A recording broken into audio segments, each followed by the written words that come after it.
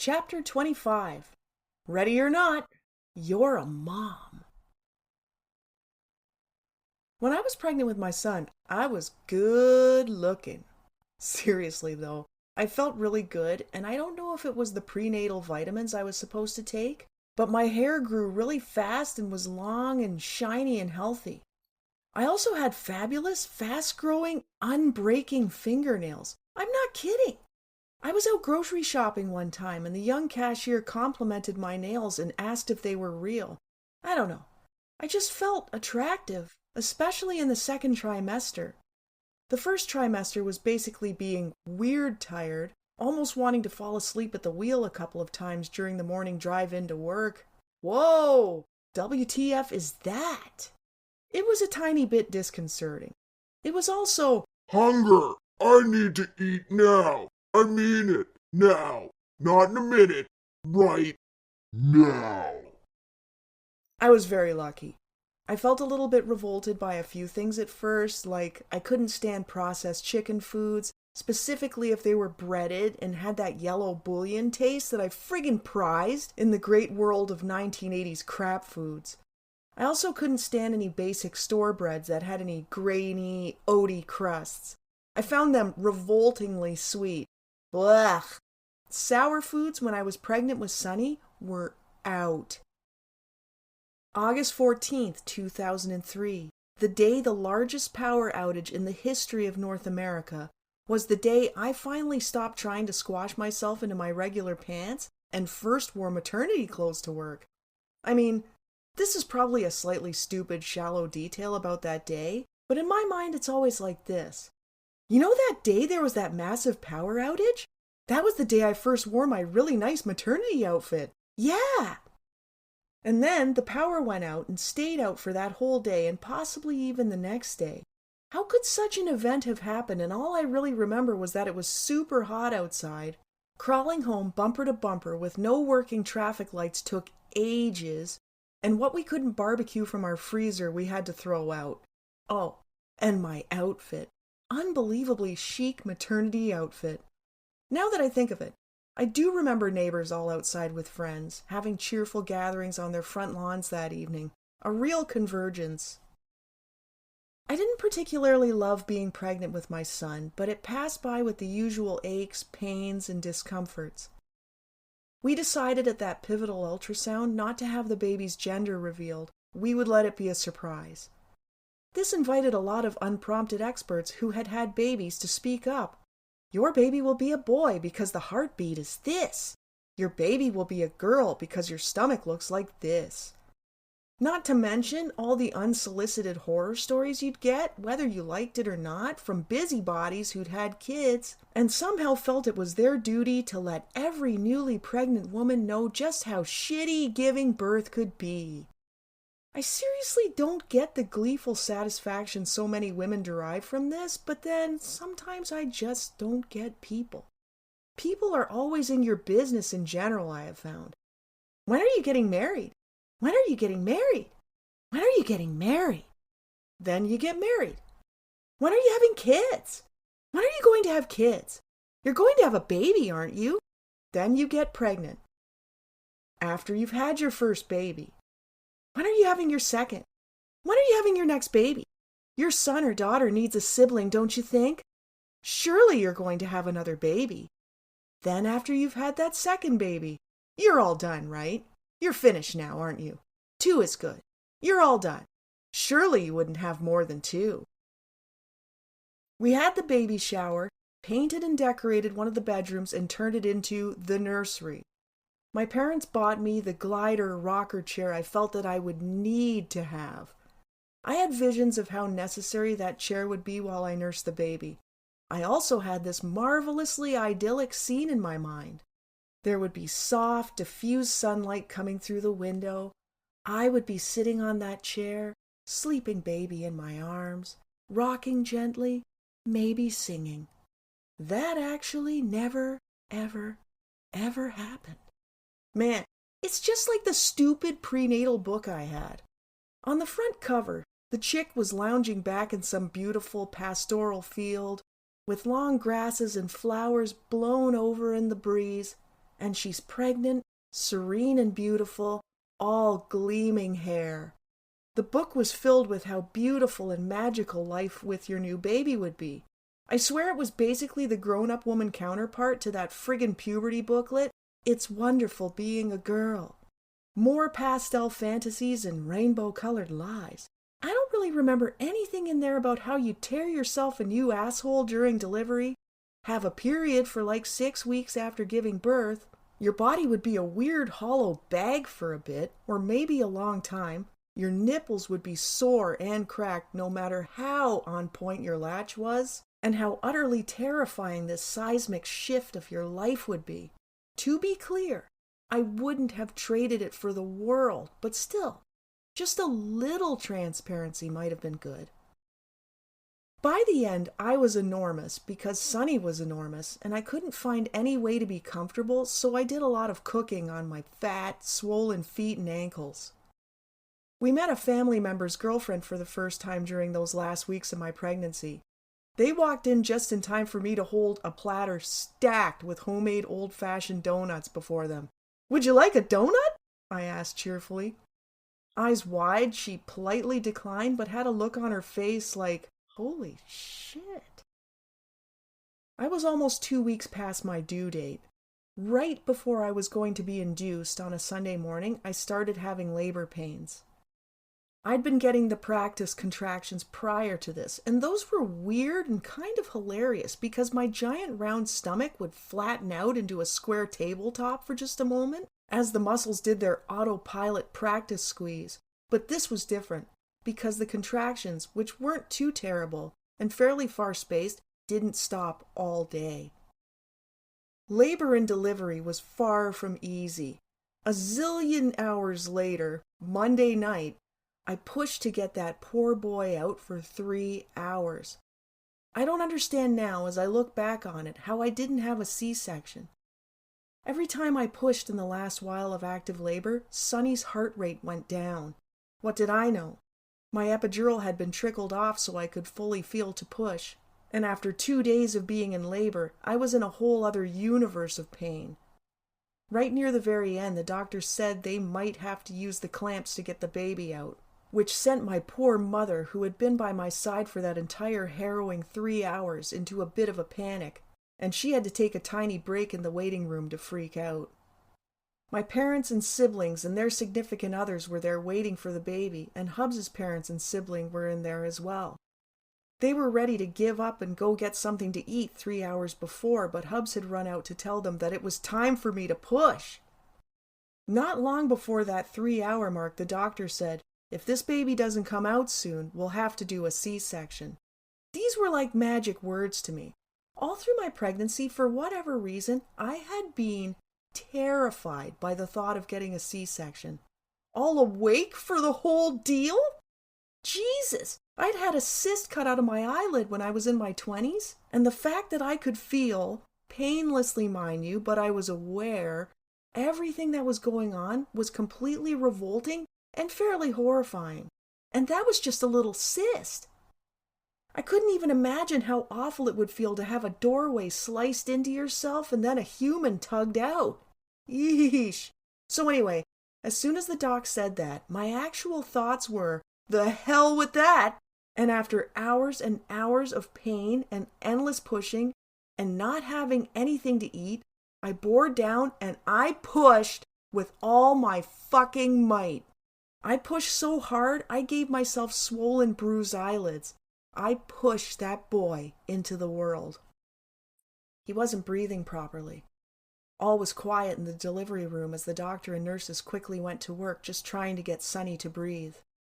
I had to ask Hubs what we'd had. "It's a little boy," he said. I didn't feel any fear in that moment. I just lay there, heels still in the stirrups, legs shaking, feeling, I don't know what I was feeling beyond pain. I don't know if I was feeling anything. They asked if the baby had a name. I spoke his name into that dim delivery room. They whisked him off to the neonatal intensive care unit. I didn't even get to hold him. Not long after that, they packed my decrepit self into a wheelchair and they were going to bring me to the NICU to see my son. I naively thought there would be some special hallway that would take me right to it, but it turns out I got wheeled right through the family waiting room. Oh man, I wish I had a picture of everyone's face when they got a load of me. Me with my destroyed, sweaty hair, balloon legs, blown out face, puffy black eyes, looking like I'd been through hell and back. I can still picture the wide eyes and faltering smiles. Hi, everybody. I don't normally look like this, I babbled. It should be noted that my dad and my father-in-law were both men who were almost notoriously shameless. Before I got to see Sonny, Dad and my father-in-law had beat me to it. They heard where Sonny was and made a beeline with their cameras. I won't tell you how they did it, but those two knuckleheads happily barged their way into the NICU and ecstatically started snapping pictures of their new grandson. A nurse soon spotted them, gave them total deserved hell, and kicked them out. After I finished up and got some stitches, who cared at that point, I was packed up and wheeled into the NICU. Little Sonny, thankfully, was breathing fine at that point, but hooked up to monitors. He was lying on a little examining table.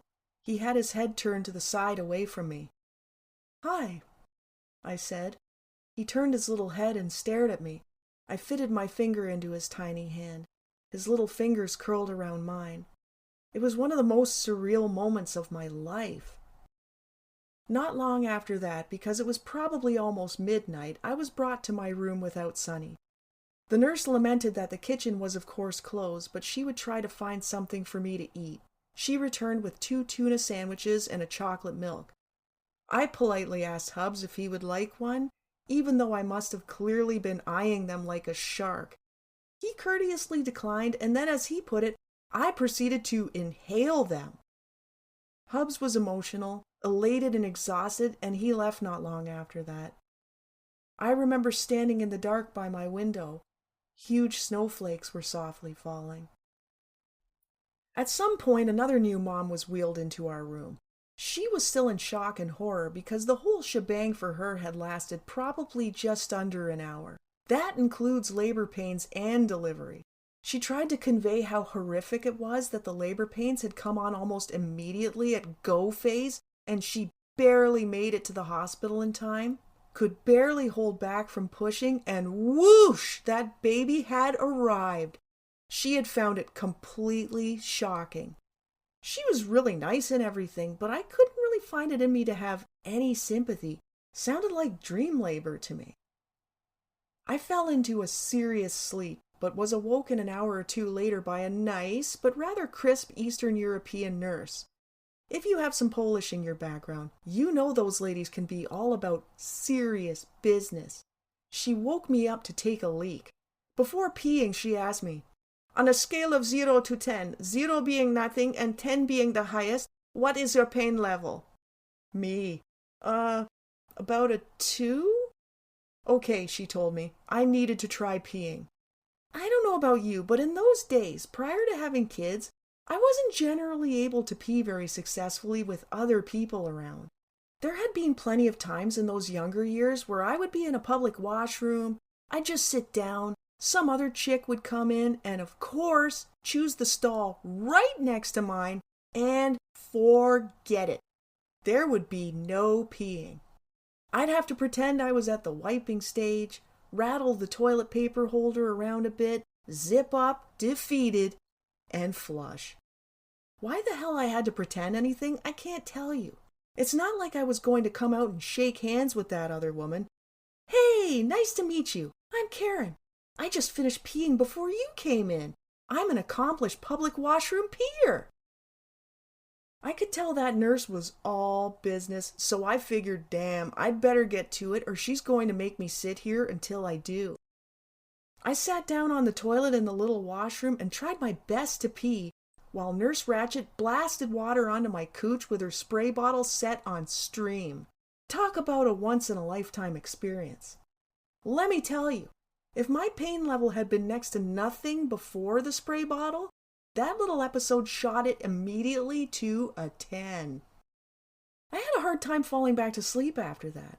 It was around 3 or so in the morning after I'd eventually fallen back into the sleep of the dead, and suddenly the phone on the little table beside my bed was ringing. It was all very befuddling. "Hello?"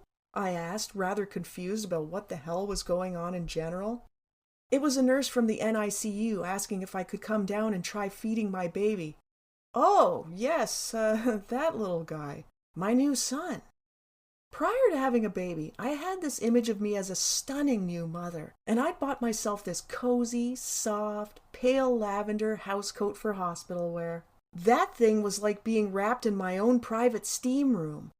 Another surreal moment as I mechanically made my way to the NICU.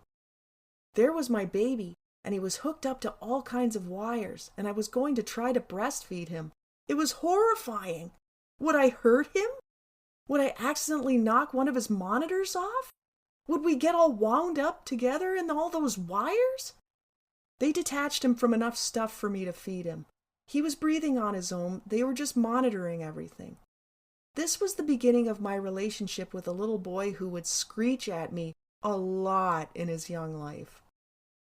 As I fumbled and tried to figure out how to breastfeed in real life with whatever knowledge I had gleaned from the prenatal classes, that baby lost his shit at my ineptness. Eventually, I got something to work, and he was getting his precious colostrum, and I was sitting there feeding a baby and shaking a little bit because all that screaming had unnerved me. Right after that, Sonny successfully let out that infamous first baby poop. It's black, and it sticks to them as bad as the last amount of peanut butter to the jar. The nurse was patient but firm. As awkward as it was, and as much as I kinda sucked at it, it was my baby, so figure it out. I had a fleeting pang of jealousy that Hubs didn't have to deal with this at all. God, he was cute though. Little boy, all beautiful magic in my arms as I fed him. 1 foot in this world and 1 foot still in the magic in between. Not quite robust and filled out yet because he had only just begun eating. I was a little freaked that the true work had begun. That was it for sleep? Sonny stayed in the NICU for a few more days. We were getting frustrated because he was big and robust and very rosy and strong, especially compared to the other little babies who were in there. Finally, we had to get a bit ugly to get our kid home. The day arrived. We had the brand new bucket seat for the car, the diaper bag all packed up, and I'd chosen Sonny's first going home outfit, a little white sleeper, an undershirt onesie, and his special cozy coat blanket sack thing because it was winter and freezing out there. After feeding, then amateurishly wrestling Sonny as carefully as possible into all his proper clothes, I was sweaty from effort and Sonny immediately hurled over his going home outfit. Oh my God. Hub saw my despair, leapt in and dressed Sonny in a backup sleeper. We buckled him into his little seat, put his blanket on, draped one of those thin receiving blankets over the hood of his bucket chair to keep the icy wind out, and away we went to the car. The whole world had changed. The whole world was different. It was like it had different proportions, different angles, a different color scheme. Suddenly, the ground we had to traverse from the hospital to the car wasn't just slippery here and there with winter ice. It was dangerous. It was all new and it was terrifying. It wasn't just the same old familiar pre-baby route to get home. Suddenly I could feel every bump on the road as Hubs drove. I was aware of every other car and how close to our car, how fast they were driving. It was like I was now acutely aware of danger. This was not the same place I had lived in before the baby. Everything was different. Everything was serious. Everything was heavy. Our elation at having Sonny home was soon replaced with parental terror, like within about an hour. Why does his breathing sound like that? Why is he making those sounds? What's wrong with him? We caved and Hubs called his parents. They came over right away. My mother-in-law held Sonny, very relaxed.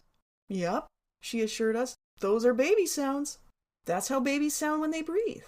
Nothing out of the ordinary. We nearly collapsed. That night we tucked Sonny into the little bassinet he'd be sleeping in while he was small, which was right next to my side of the bed. "I don't know how I'll be able to get any sleep," Hubs exclaimed with nervous excitement. "Yeah, me too," I said. 5 minutes later, Hubs was snoring. Sonny was asleep at that moment, and I was lying there absolutely freaked out, listening with horror to all his actually cute little baby sounds. Suddenly it hit me. Hubs was able to fall asleep. I was alone. It was all on me. The massive weight of constantly keeping a tiny human from harm was on me. Oh my God! Yeah, it was a bit of a culture shock. Not long after we brought Sonny home, my parents and sister came to visit. Sister was 6 months pregnant, and it's worth noting that when they wheeled zombie postpartum Karen into that waiting room, that absolutely flipped Sister's lid. She was quietly horrified and wondering, is that what's waiting for me? I was so happy while they were there. Mom had even made and brought dinner to simply heat up and had some treats she'd baked for me. When it came time for them to leave, I completely fell apart. I was ugly crying against Dad's leather jacket. He was hugging me and said, "Honey, you're not on a 12-hour clock anymore. You're on a 24-hour clock now." Basically, this was to tell me not to freak out about not sleeping at regular times, and though obvious, I did find it comforting. Listen, a great deal of my life, I and Sister had been obsessed about sleep. Obsessed. Always calculating how many hours I'd be getting before I even laid my head down on the pillow for the night, and that number had better come out nice and high. We were always worried about sleep. Brother had told me one time when I was worried about a sleepover party, "So what if you don't get enough sleep? If you're tired the next day, big deal. You just go to bed earlier that night." And I thought, yeah, that's right. Who cares if I'm tired the next day? But then one of those next days would come and I'd be traumatized by how tired I was, so it never really worked. Dad's adjusted perspective on time as a new parent was very comforting somehow. I was still horrified they were leaving. I was secretly afraid of my son. He was an adorable bundle of overwhelming responsibility. Was he peeing enough? Was he pooping enough? Was he getting enough to eat? And on it went. Also, he screamed at me. A lot. It's like he knew who the food truck was, and he was the angry customer bellowing, "Let's get some chow down here!" By contrast, he was relaxed with his relaxed father. Hubs could hold Sonny, and Sonny would just be peacefully sleeping in his arm. In fact, when he was very little, Sonny would be peacefully asleep in everyone's arms. And I found it a relief to be able to enjoy Sonny as a peaceful observer. No, you're the visitor. By all means, you can keep holding him. I get to hold him all the time. I'm not proud of it, but there was such a strong sensation of, please hold my son, whenever family would come to visit. They didn't realize it, but that baby was pissed at me, and often. As he got older and wasn't sleeping as much as a newborn, I feel like he was mad at me until he learned to walk just before he turned 1. I told Mom one time, "I don't think he likes me." Mom laughed it off as nonsense. "Of course he likes you. All babies love their mothers." Yeah, I wasn't convinced. It was a lot of work to keep Sonny from getting irate, it seemed. I could never just sit down with him on my lap while he was awake. I had to be on the move, or it was screechy screech purple rage time. One time my parents were visiting and Sonny wasn't having a very happy moment. "Hey," I said brightly, "you just have to do this. Watch." And I started jogging around the circle of our living room through one side of our kitchen, out the other, and round. Keep it moving. I could never put him down. He would lose it. I had a baby carrier from a friend, one of those things you slide your baby into and strap onto yourself. with the idea that the baby still gets to be close to you and you still get to do a few of your dumb, necessary chores that never stop just because you're a new mom. Good Lord, that was a mistake. I carefully got Sonny into it and managed to get all the clips and straps configured and latched on me. He started as impatient/annoyed, quickly advanced to furious, and moved right on to losing his shit.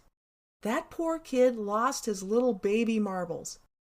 I thought if I just get it on and started moving, he'd soon be happy and maybe it would even be fun for both of us. Well, he'd quickly escalated to that scary thing where little people are so upset that they're crying, but no sound is coming out, and the scream that finally does come out makes your blood run cold. Problem was, this was a slightly older model of baby harness and not as efficient as its successors.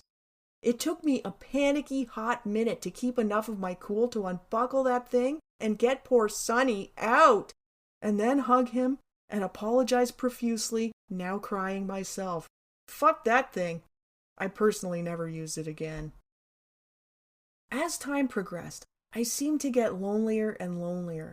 My own family lived over 100 kilometers away, so I didn't see them all the time. I had no friends in suburban hell. My in-laws were great and around to help when they could, but I had what felt like an endless stretch of time of just me and Sonny, going for long, long walks with him in the stroller. He was nearly always happy in the stroller at least, but often we'd end up at a park just the two of us. It didn't seem to be the norm to be a stay-at-home mom in suburbia.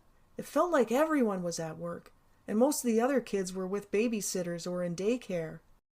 We went for long walks, though, because at home Sonny was often just angry and unhappy. I didn't know what my identity was. I still wanted to feel young and sexy, but my stomach was different now.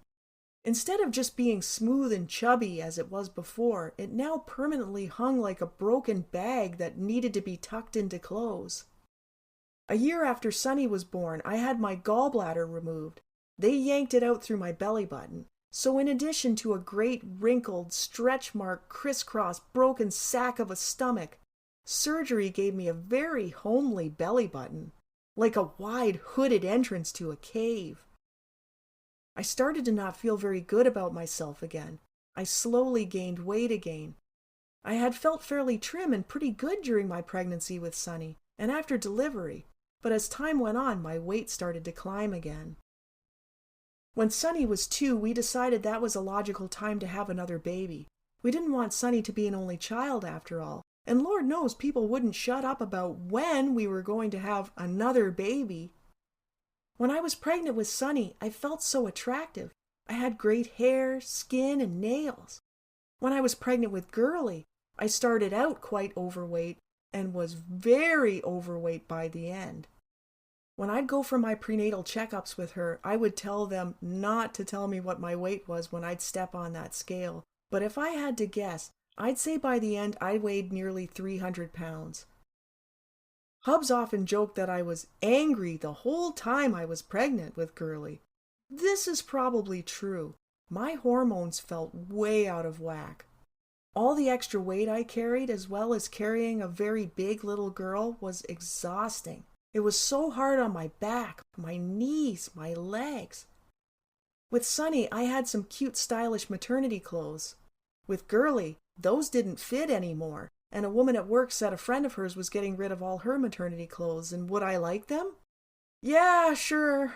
I didn't have the money I had when I first got pregnant, so beggars couldn't be choosy. These clothes were fine. I'm not saying they were worn out, but they were very lived in. I didn't care. It wasn't all that long before I just started wearing the most enormous black jogging pants I could find. Mom took the elastic waistband out and replaced it with a long drawstring for me so I could really extend that waist out.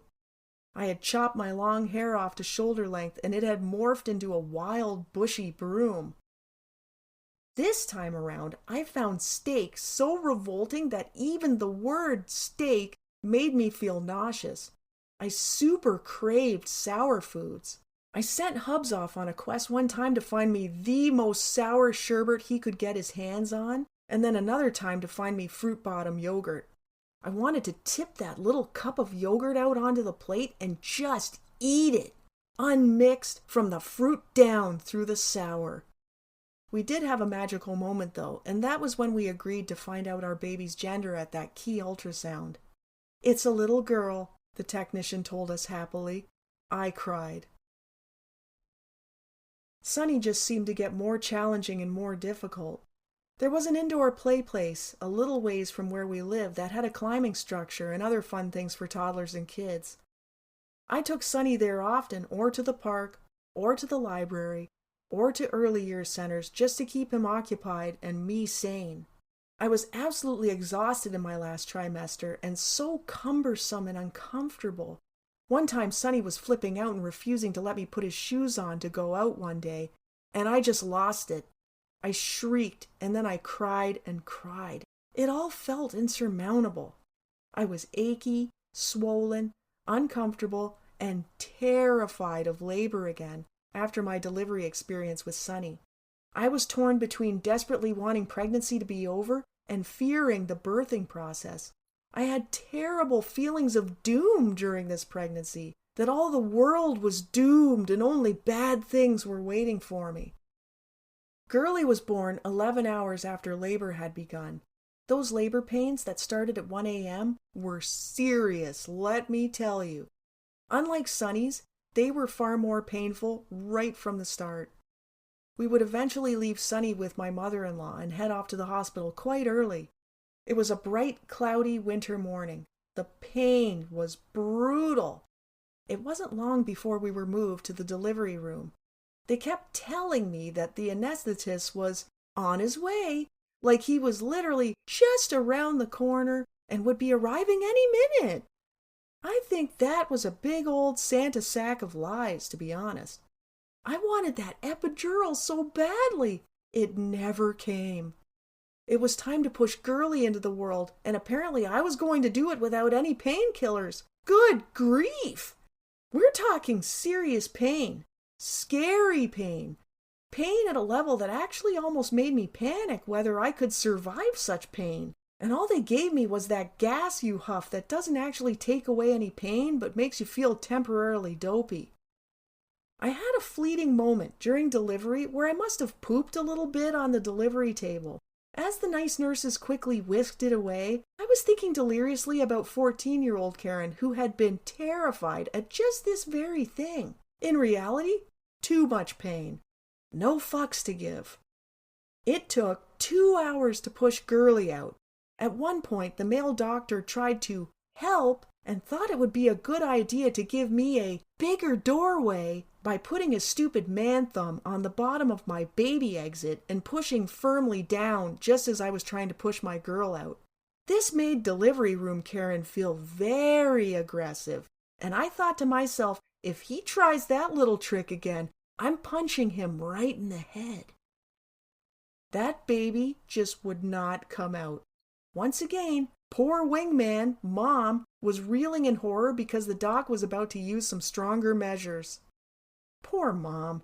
Bad enough being the person in labor. I can't imagine what it was like to be the sympathetic schmo who was stuck in the delivery room for moral support. Well, finally Doc got the little baby plunger. Girlie was facing the wrong way. Instead of facing downward, as any self-respecting baby is supposed to normally do, and then turn around once their little head is out of the cave, Girlie was facing up the whole way, and probably getting her little nose bashed on my pubic bone. This was part of the problem. Well, Doc got that little plunger, suctioned it onto Girlie's poor head, and the next time I pushed, he pulled! And Girlie came out of my body with a tremendous whoosh that felt like most of my innards were coming out with her. Sweet, merciful relief. Here is your loud, beautiful, loud, healthy, loud, nearly 10-pound baby girl, and my, doesn't she have a healthy set of lungs? They handed her over, and she did not stop wailing. Come to think of it, her little head must have hurt. But I was so tired, and Girlie was beyond loud. And secretly, it was a relief when Hubs took her, and I got to have the chicken sub he'd bought for me in the hospital food court. Success! Not long after that, they thought it was a great idea to try feeding her. In theory, the little bit of colostrum is supposed to be enough for a newborn baby. But Girlie had arrived in the world at lunchtime, and hungry, and was almost immediately pissed off and clearly felt cheated and would be frustrated and annoyed with this food situation until the milk finally came in for real a couple of days later. I was wheeled with my little girl in my arms to my room later that afternoon. Girlie was sleeping peacefully, so Hubs thought he'd leave, let me get some sleep, and go see Sonny, who must have been a very confused little boy, too little to truly understand what life would actually be like with a baby sister. I swear the moment Hubs left, Girlie woke up, and she was not happy. We didn't sleep all night. She wouldn't let me put her down. I tried putting her in her little hospital bassinet. No. I tried doing as the nurse suggested and lying on my side with her right beside my breast so I could kind of doze and baby could feed as needed. No. I tried sitting up cross-legged on the bed with her on my lap on the pillow. No. I tried sitting on the bed with her in my arms. No. At 3 or 4 in the morning, I sighed and said to her, "Okay, you win. I promise I won't try to put you down again." 3 days after Girlie was born was Sonny's 3rd birthday. I was weird tired by that day. Girlie tried eating every hour and a half or so to try to get enough nourishment until my milk finally came in. I was standing in the shower one day, so tired that I was in a daze, thinking about whether I'd washed my ears. Did I wash my ears? I can't remember if I washed my ears. I think I washed them. Holy shit, just wash them again. Who cares if they get washed twice? Hubs thought it would be fun to buy Sonny something ridiculous like a 50-can pack of Play-Doh for his birthday. I had to back straight out of that.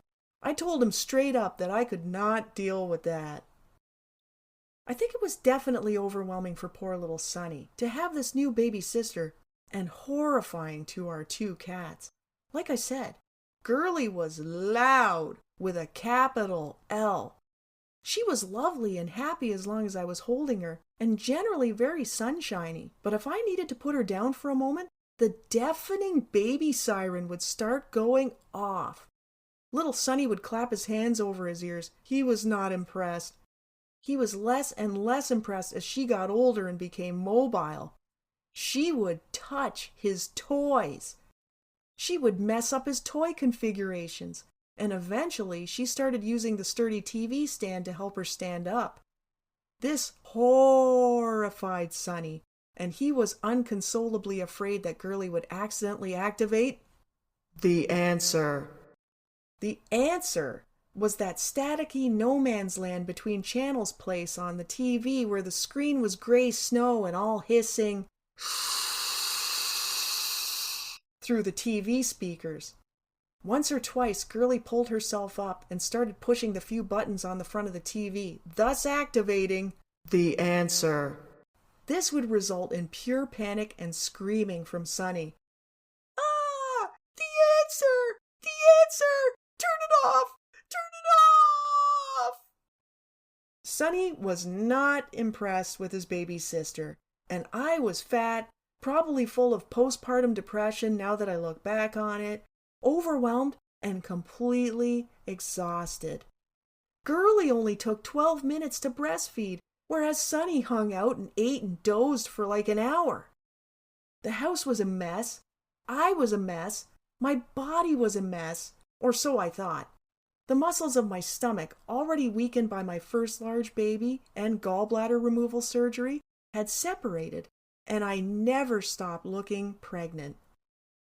Diastasis recti, it is called. Did I pronounce that right? Diastasis recti? Diastasis recti? You get it. A couple of people even asked me if I was pregnant when the kids were young, when I absolutely was not, which was crushing. I was trapped in the house with a preschooler and a toddler until the magical day I found someone local selling a double stroller on an online used goods site. Oh my God, I loved the double stroller. I named it the Big Blue Bus, and that thing became priceless freedom from being stuck at home. Both of the kids were happy in it. Sonny had the larger back seat and Girly had the smaller front seat. I had a clear plastic stroller cover for bad weather for my regular stroller, and amazingly, it was big enough to fit over the big blue bus. So even if the weather was a bit shitty, I could put my babies in that thing in their warm clothes, get them all snugly with blankets on their laps, and put that clear plastic cover over top, keeping nasty winds, rain, and even light snow off them. And away we'd go! They'd let me walk for ages. I was so happy to have it. My poor little son was difficult, to put it mildly. He was hard to keep entertained. He was frustrated a lot of the time. He didn't play with toys the way most kids did. Over time, I learned that when I deviated from his daily routine, it would end up in total meltdowns. If I had to make an impromptu trip to the store, meltdown. If I styled my hair differently, meltdown. I wasn't the happiest person to begin with. I remember sitting on the floor with baby Sonny on a blanket beside me, shaking a rattling toy over him to amuse him, and with the other hand reaching into the bag of cookies on the other side of me over and over again. As he got older, the poor kid seemed to be sick all the time.